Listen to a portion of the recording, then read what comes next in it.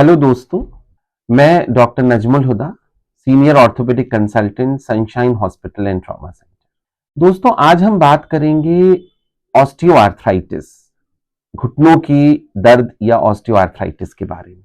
Osteoarthritis एक ऐसी बीमारी है जो अधिकांश लोगों में एज के साथ, बढ़ती हुई उम्र के साथ हो जाती है, जिस कारण उनको घुटनों में दर्द, घुटनों में सूजन, चलने फिरने में दिक्कत आना या दर्द महसूस करना, नीचे बैठने में परेशानी होना, बहुत देर बैठ के उठने के बाद घुटनों के दर्द का एहसास होना, ये सारे लक्षण कहीं ना कहीं घुटनों की ऑस्टियोआर्थराइटिस को बताते हैं। ऑस्टियोआर्थराइटिस के बारे में अगर हम और समझने की कोशिश करें तो ये एक ऐसी बीमारी है जो उम्र के ढलती उम्र के साथ साथ जोड़ों के कार्टिलेज या जोड़ों की जो जिल्द होती है उसमें डीजेनरेशन की वजह से होती है। दोस्तों, हम सबको मालूम है कि एज के साथ साथ हमारे शरीर में कुछ बदलाव आते हैं, जैसे कि बालों का सफेद हो जाना, चेहरे पे झुर्रियां पड़ जाना, कमर का झुक जाना।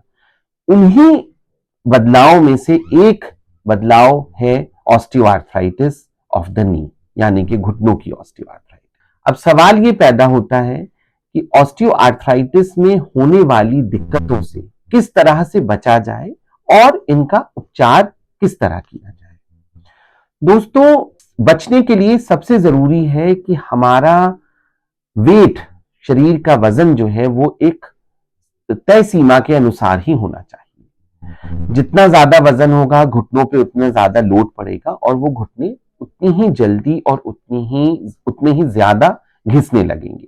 तो वेट का नियंत्रण रखना, उकड़ू बहुत ज्यादा ना बैठना। यदि घुटनों में दर्द शुरू हो जाए तो हमें इस बात का ध्यान रखना चाहिए कि हम बहुत ज्यादा जमीन पे ना बैठें, उकड़ू ना बैठें। यदि हमें उकड़ू बैठने की जरूरत पड़ ही रही है तो हम कुछ लाइफस्टाइल मॉडिफिकेशंस करें। उपचार का जहां तक सवाल है तो शुरुआत की स्टेजेस में, अर्ली स्टेज में आपका डॉक्टर आपको कुछ दवाइयां और फिजियोथेरेपी के बारे में सलाह देंगे। वो दवाइयों से आपकी धीरे धीरे दर्द कम हो जाएगा और एक्सरसाइज करने से आपकी जो मांसपेशियां हैं, जो मसल्स हैं, वो टोन्ड अप रहेंगी और आपको जोड़ों की तकलीफ कम महसूस होगी। यदि ये आर्थराइटिस एडवांस स्टेज में आ जाए तो ऐसी स्थिति में ऑपरेशन, कई बार आपका डॉक्टर आपको ऑपरेशन की सलाह देगा। ये ऑपरेशन दो तरह से होते हैं। या तो एक ऑपरेशन होता है जिसमें हम जोड़ की जो जगह है उसमें जगह और क्रिएट कर देते हैं ताकि जो गैप कम हो गया है वो थोड़ा सा बेहतर हो जाए।